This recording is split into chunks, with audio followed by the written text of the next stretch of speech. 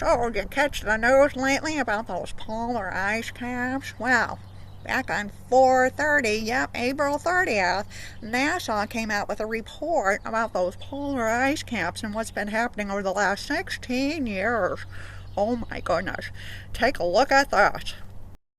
Using the most advanced Earth-observing laser instrument NASA has ever flown in space, scientists have made precise, detailed measurements of how the elevation of ice sheets in Greenland and Antarctica have changed over 16 years.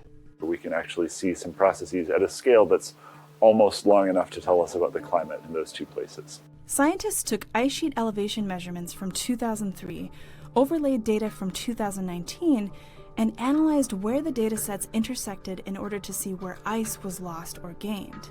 For example, the study definitively shows that the East Antarctic ice sheet, the largest of all the ice sheets, is growing. But more importantly, what we find is that growing is more than offset by increased losses coming from the West Antarctic ice sheet, which is thinning very rapidly as it responds to warmer ocean temperatures, specifically in the Amundsen Sea embayment area.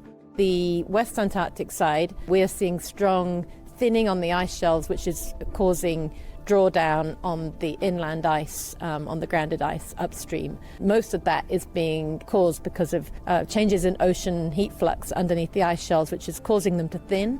And then consequently, the buttressing force is being lost against the grounded ice, and the grounded ice is then flowing faster into the ocean and causing sea level rise.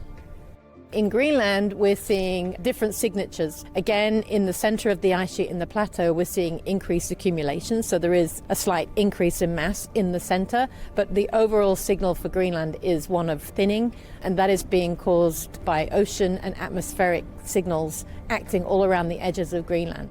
So we're seeing 200 gigatons per year of ice flowing into the oceans, which is enough to raise sea level by about 2/3 of a millimeter per year.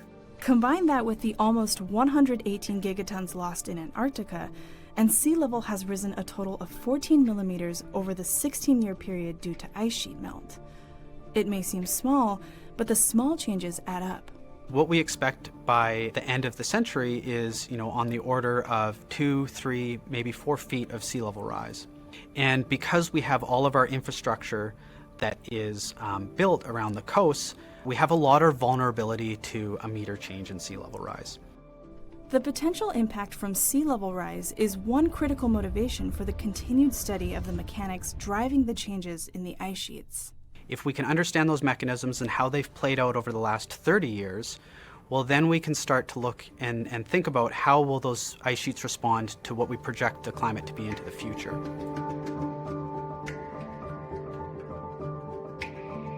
Now that we've been looking at our polar ice caps and the problems we're having, take a look at the Lorax today in Edpuzzle and look at what that one flirted to their town. Oh my goodness.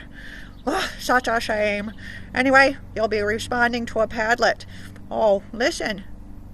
I hear carbon emissions. Oh no, better go find out who's cutting the grass. Have a great day. Bye.